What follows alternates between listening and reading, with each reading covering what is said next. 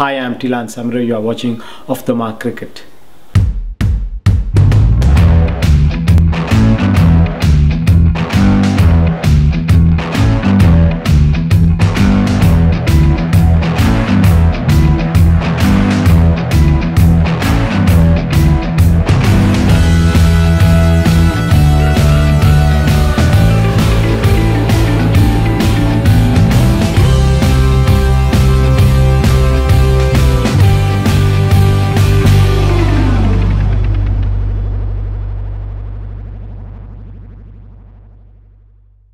Classy, stylish, yet calm and calculated, Thilan Samrawira is not your typical Sri Lankan cricketer.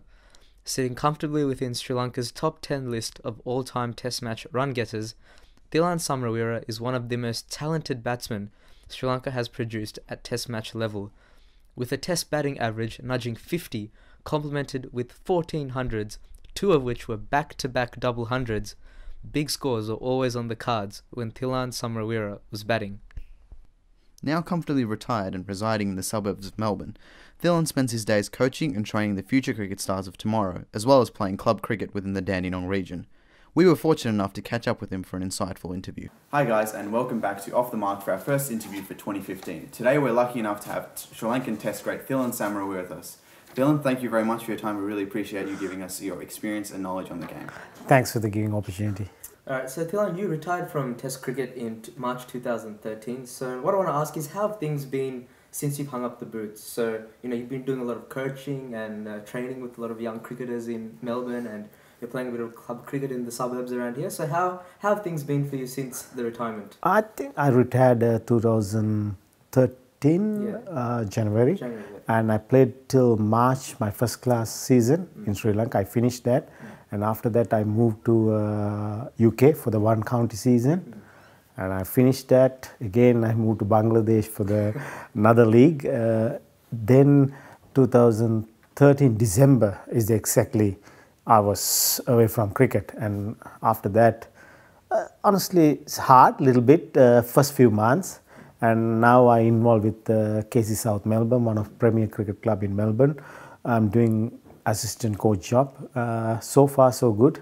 I think now I'm getting used to the coaching thing. Right. And so looking back on your career, you actually started out as a specialist spinner, and then Muttiah Muralitharan emerged as Sri Lanka's #1 spinner, and you decided to focus your talents on batting.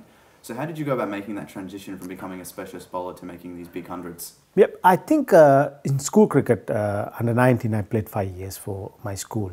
And I'm a more batting all-rounder, but I scored a lot of runs in school cricket, and after that 1996, that is my last year.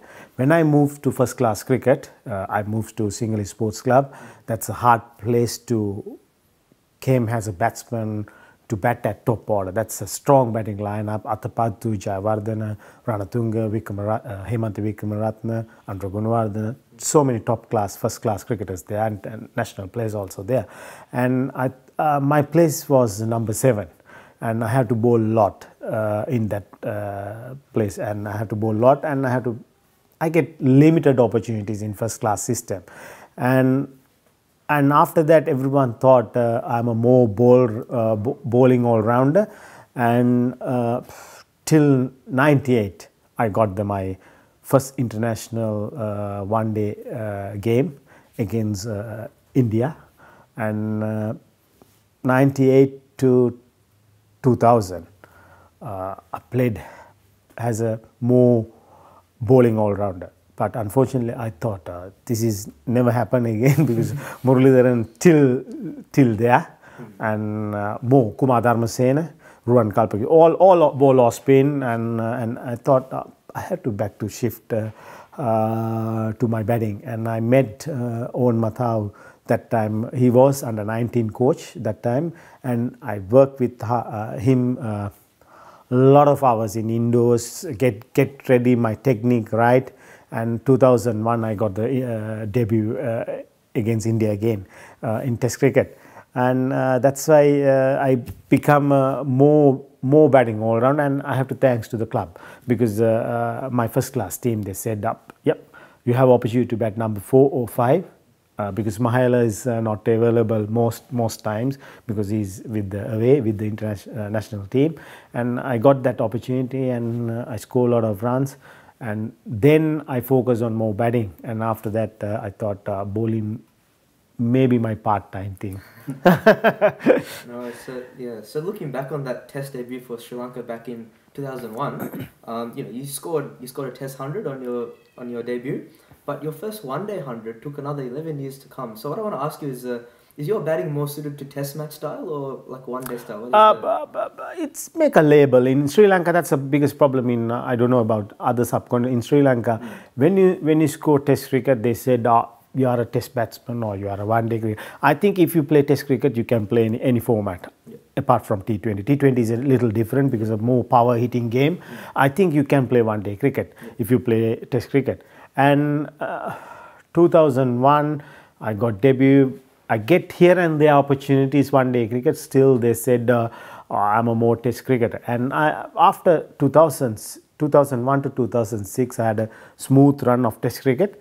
And 2006 I had a horrible Indian tour. I don't think I will make 50-60 runs that tour, and back another series England. I had a bad tour and I dropped 2006.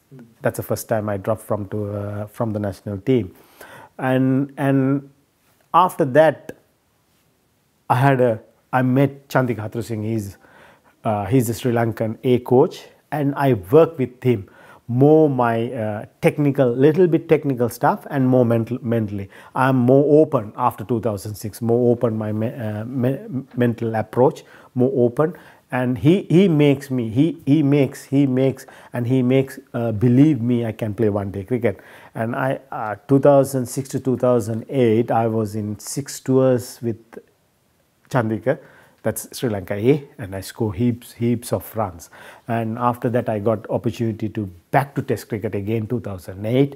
I think that 2008 to 2012, I think that is my best run. I'm a more stroke maker, and I score quick, and my strike rate getting better and better.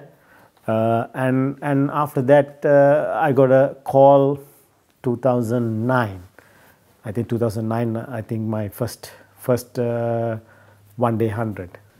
So you mentioned 2008 to 2012 was kind of a golden period in your career. So in February 2009, you had a 437-run partnership with Mahela for the 4th wicket against Pakistan. And I guess what was it like batting with Mahela for that long? And I guess what do you think is the key to batting for such long periods of time? Because that is a problem that a lot of young batsmen have growing up, is that they don't have the patience and concentration. So what was your techniques to bat for that long? Honest thing is, I know how to score 100 till 2008. Every time I got 100, I spoke to either Mahela or Sangha. I don't know how to get a double ton, and because I think batting is a more art. You have to go with different tempos, different times, and different bowlers. And I never know how to get a double 100, honestly. To 2009, and I got first one 2009. I spoke a lot every time I was 100 not out. Next in night, I will ask, how you scored a double 100? Because they know how to score double 100s. Kumar and Jayawardena, they are special in double 100s. And I thought 2009 I got first one. In Lahore, no, in Karachi. Yep, and I think that's a record thing. Yeah. And first one I got, I knew I can do it. And second one I got next test also. With batting with Mahela, I think he's a more easiest to watch. He's nice to watch. His technique is so simple and all. I think great privilege to bat him, and I learned a lot from. Especially with Sangakkara and Jayawardena, a lot from cricket. Yeah, definitely. Yeah, so look, it was also during 2009 that the whole world was shocked by the terrorist attack that happened on the Sri Lankan team bus during that Pakistan series. So, it must have been a very traumatic experience for the whole team. So how were you able to not let that affect your game? Like, how did that affect your playing style? And more importantly, how did that affect you as a cricketer and as a person? I think 2009, that's incident happened in March 3rd or something like that. Third day of the test match. early morning when we travel to the ground. It's happened in between that hotel and the ground. And we were, honestly, after that, I did my surgery next day in Sri Lanka. All the doctors said I'm so lucky. That bullet never traps in any main areas in leg. It's traveled 12 inches and doctors said I'm so lucky. Doesn't have exit point. If I have exit point, that's a big wound, and it stops close to my kneecap. I think I struggle for 6 months, honestly, with so many bad dreams and all. But unfortunately, my family went through close to 1.5 years, especially my wife and elder daughter. I thought my mom will take badly, but she took really well. And I think my wife and elder one struggled with 1.5 years. And I thought I did 6 months. After 6 months, I played against Pakistan. I got only 150, and I was so disappointed. That 3-test series, and everyone encouraged me. Everyone, especially for the coaching staff, they said, "Don't worry about runs. You get through that 3-test matches. That's the number one goal."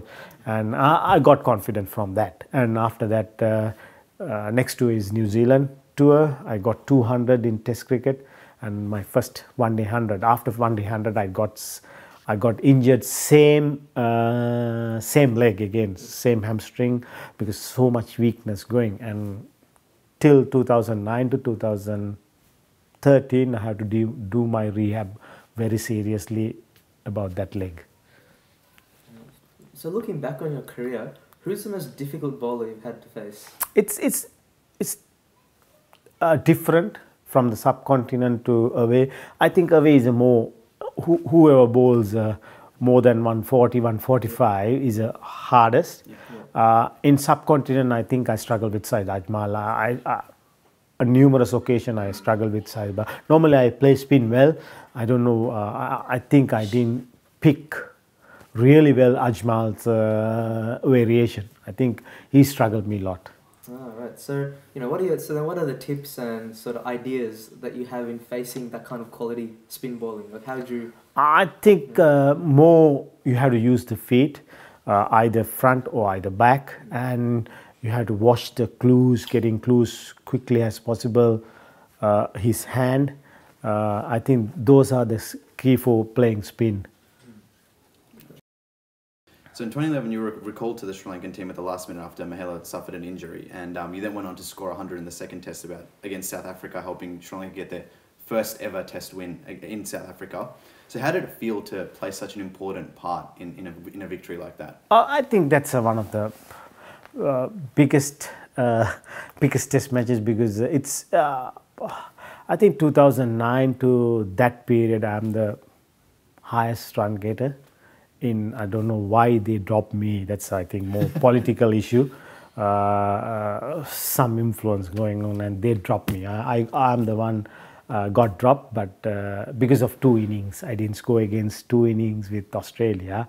They dropped me 2011, and after that, I thought that is end of my career. I think, because that time hard to come back again. I was 35, something like that, and they went to Pakistan. We didn't do well. After that, they recalled me, and I went South Africa without 2 to 3 sessions with practice, skill nets, and I thought, this is hardest thing to play against without practice. And we played a warm-up game. Unfortunately, we fielded one day. Next 2 days rained off.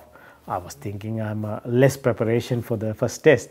And Jeff Marsh, that time, he's one of the coaches for us, our head coach, and he gave me confidence, because I had a good run till 2011. And first test match in Centurion, I said, that's such a difficult pitch. More bounce, more carry, and little bit sideways movement. And I'm the highest scorer both innings. I got 30, 35, 32. And after that, I thought, yeah, I'm there. I can complete with the second test and third test, and second test good pitch Durban, and I got 100, and second innings Kumar got 100, and we won that test match. I think that's one of the best memories in my life. So Thilan, something that has become a little bit concerning for Sri Lankan cricket these days was a report that they found in October saying that a lot of schoolboy cricketers in Sri Lanka are bowling with illegal actions. And this issue has come at a time where the ICC is, having a bit of a chucking crackdown. They're also, taking a lot of bowlers and testing their actions. So what I want to ask you is that why has this become such a huge issue now? And what needs to happen to prevent more school kids bowling with illegal actions? I think it's happened because everyone wants to bowl Muralidharan because he's having something he can't straight his arm. That's happened in when he was younger days. But that's the way cricket goes. You follow the role models, and after that, everyone try to bowl because no one thinks Murali bowl more from wrist. That's the problem. Younger people now they try to copy that action. That's why they go more bending thing and all because Murali bowl more his off spin from wrist, but younger people never realize. And after that, I think a lot of bowlers try to copy him, and after that they bend a lot. I think they bowl from their what is called more elbow. Yeah. And I think it's big thing for the junior cricket. I think more junior coaches should stop that one because in subcontinents, biggest thing is we allow natural talent. That's why our flair is different to the lot of Western countries. And I think this is a big issue. I think this is a more junior coaches should handle well, and the Sri Lankan cricket should monitor how they handle well, because when they come to 18, 19, that's hard to change. I think you have to change at least 13 or 15. I think they have to address this issue soon as possible. I guess looking back on your experience in the game and the time you spent, what do you think is the future of the game as a whole? Do you think that Test cricket still has a bright future, or do you feel that 2020 cricket is going to take over and that's the direction that the game is heading? I think no one realized all the Test players, very good T20 players, when the IPL start. Why IPL is popular? Because of Test cricketers. Because if they played or T20 player, no one knows if. In 2007, when IPL starts, Tendulkar, everyone's seen Tendulkar because of every cricketer makes from Test cricket. I don't think Test cricket will die any day. Only thing is subcontinent because of the crowd issues. I don't think in Australia, South Africa, or New Zealand or England never died Test cricket. Still, I believe Test cricket is the #1 game. And 50-over cricket, good things happen. They change here and there, rules and all, and more interesting now. And T20 cricket, I'm not a great believer about T20 series countries. I think T20 should play World Cups because enough franchise cricket playing everywhere in the world now. I think T20 should be play only World Cups, 2 years or 3 years. I don't think they will play series like Australia, India. I'm not a great believer that, but I think T20 cricket good for the cricket, honestly, because Test cricket now 300, 330, 350 is a very good score. Never happened in past 220, 230 more boring and all, but Test and it's because of T20 cricket so many things involved.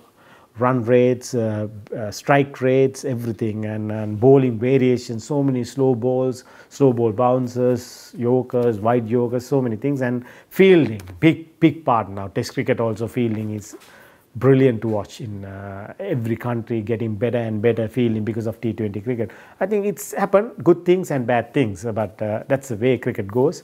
I think still Test cricket is the #1. So, final question for the interview, Thilan. Now, you're probably just as excited as we are for the World Cup coming up. So, what we're going to ask you is, who do you think has the best chance of victory, and who do you think is going to come into the semi-finals? I think that's a This is the more balanced World Cup. I think after few World Cups, because 2011 everyone knows 2 subcontinent teams will qualified, and 2007, 2003 powerful Australians team will win. Everyone thinks, and it's happened. Same. This one on paper, 15-man squad on paper. Australia, biggest, strongest team on paper. They covered all basics. They are 15-man squad. And South Africa, another team. New Zealand, they are playing all the knockout games in their home. I think this one, I think 2 semi-final, 4 semi-finals is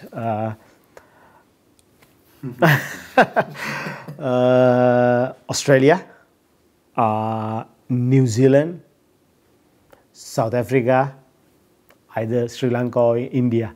My heart says Sri Lanka. And I can't say who will win this World Cup because of knockout stages after semi-final. You don't know who will win semi-final. If we avoid India, I think India might come. India and Sri Lanka might come for semi-finals. I'm thinking India, Sri Lanka, SCG in quarter-final because of the group stages, and I think Sri Lanka, India should start well their campaign. I think both have tough games. India, Pakistan always tough, and Sri Lanka, New Zealand in New Zealand, that's a tough game. I think subcontinent teams start well, they will progress more to the knockout stages. And everyone thinks Australia, but I think how they manage the home pressure, because every qualifying first round games, you have 7 to 8 days in a big gap, and if you walk around everywhere, they think about the World Cup and all. That's a big pressure building thing for the Australian team, because they are the ones can do well on paper.